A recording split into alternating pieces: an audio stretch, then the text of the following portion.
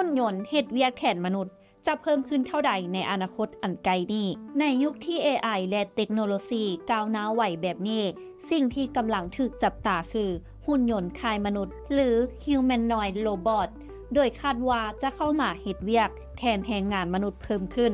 โดยเฉพาะในอุตสาหกรรมที่ขาดแคลนแรงงานและพวกเขาจะได้เห็นการเปลี่ยนแปลงนี้ตอนใดนำอบจะรายงานให้ฟังนักวิเคราะห์คาดคะเนว่าภายในปี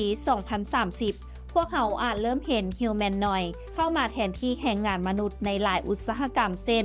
การค้าย่อยคลังสินค้าและการผลิตด้วยการพัฒนา AI แบบ Generative จะเฮ็ดให้หุ่นยนต์เหล่านี้สามารถเข้าใจโลกในแบบ3มิติวางแผนการเคลื่อนไหวและเฮ็ดเวียกซ้ำซากได้อย่างแม่นยำท่านเลฟเลบาเลเดียนรองประธานของ NVIDIA กล่าวว่าหุ่นยนต์เหล่านี้จะช่วยเติมเต็มช่องว่างแห่งงานที่ขาดเขินทั่วโลก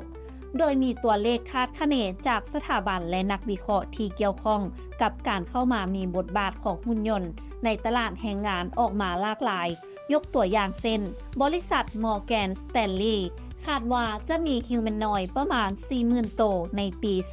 2030 และพุ่งสูงถึง 63 ล้านโตวในปี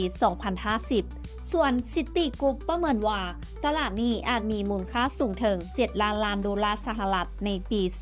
2050 พร้อมกับจะมีการนำใช้หุ่นยนต์กว่า 1.19 พันล้านโตวภายในปี 2030 พวกเขาอาจได้เห็น Humanoid เข้ามาเฮ็ดเวียกแทนแรงงานมนุษย์หลายขึ้นโดยเฉพาะในเวียกซ้ำซากและเวียกอันตรายในขณะเดียวกันธุรกิจที่เกี่ยวข้องกับหุ่นยนต์นี้อาจจะกลายเป็นโอกาสใหม่สำหรับนักลงทุนก็ได้